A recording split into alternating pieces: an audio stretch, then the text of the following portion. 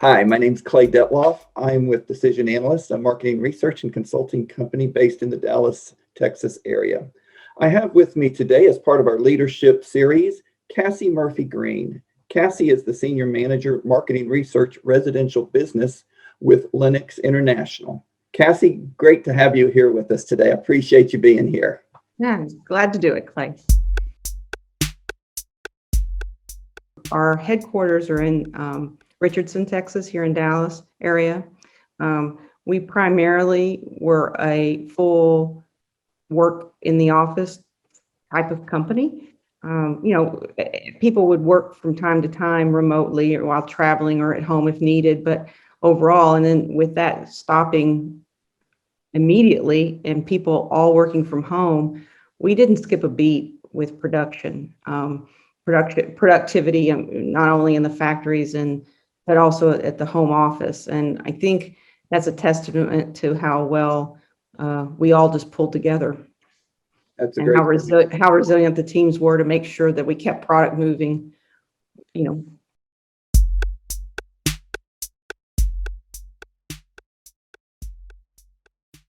These changes will be kind of the same moving forward? Are there some things that you like about what the changes that have been made and that are processes that may be kind of integrated moving forward? Yeah, personally, I have had roles with other organizations where I worked remotely, worked at home. So I have had familiarity with that.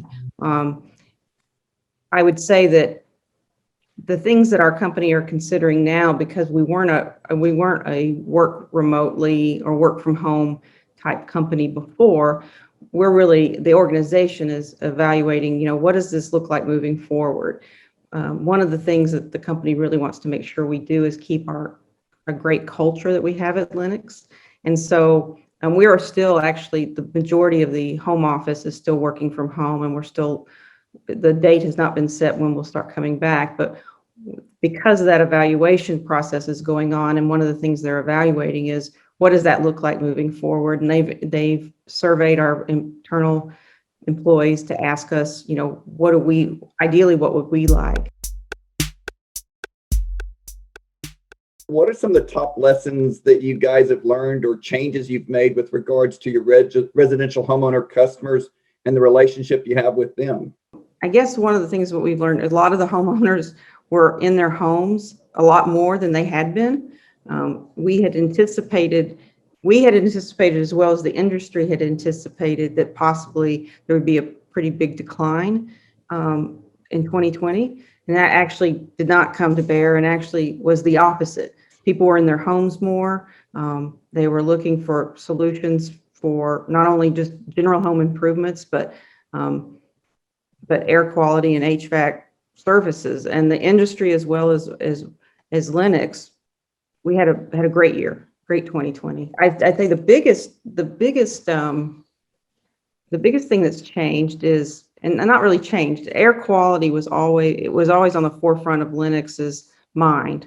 But I would say the homeowner's mind, its awareness of the importance of air quality, it has grown. And so what that looks like moving forward is, I think, more conscious effort to understand how to improve the air quality in your home. And a lot of people don't necessarily understand that HVAC, it can be a big contributor to helping your air quality. So I think moving forward, the awareness and just overall acceptance to hear more is going to be changed forever because of COVID.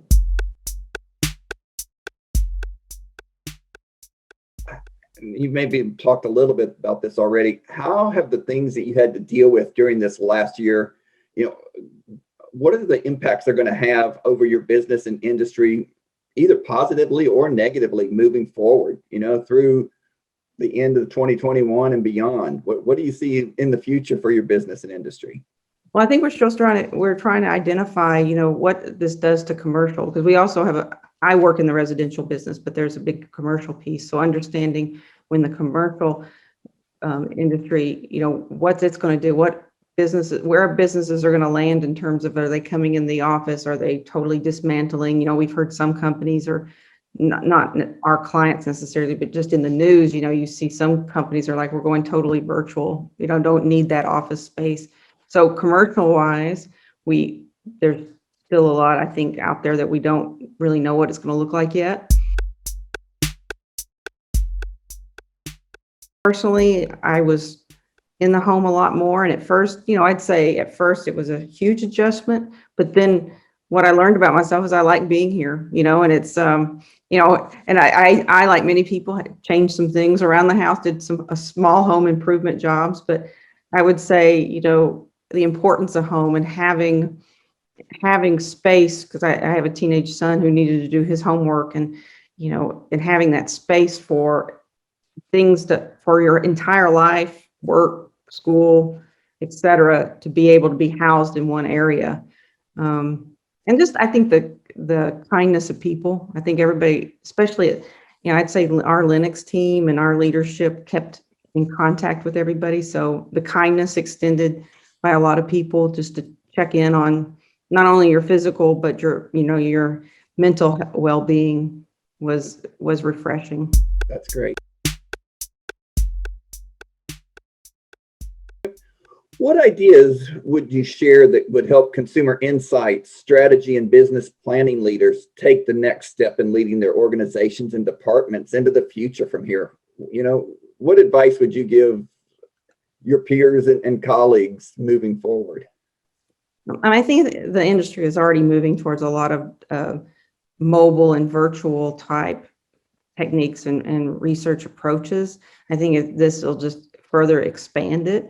In terms of how do you reach people who are remote, who may want to participate in research, but don't want to come to a focus group facility, or don't want to have someone in their home doing ethnography. So I think it'll just continue. I think that we were already there as an industry, is working towards mobile and virtual access to people. I just think maybe it's going to expand a little bit faster than it had, than the course it was already on.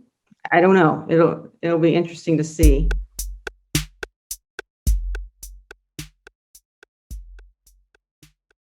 I'm pretty impressed that a lot of companies are hiring even though the person isn't coming on site to work. That's another thing that I think we just need to be a little bit more open to, and me personally too, is just expand my assumptions about how onboarding of employees go, how onboarding of vendors go. It's not all has to be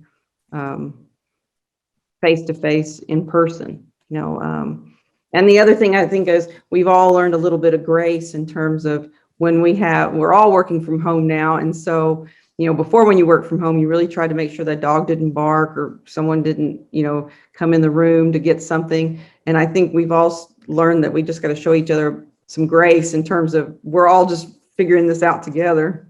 Great point. Great point. Well, Cassie, that's all I have. And thank you very much for joining me today, and hope you and your organization continue to do well in the future, and appreciate your time. Sure, Clay. Thanks so much.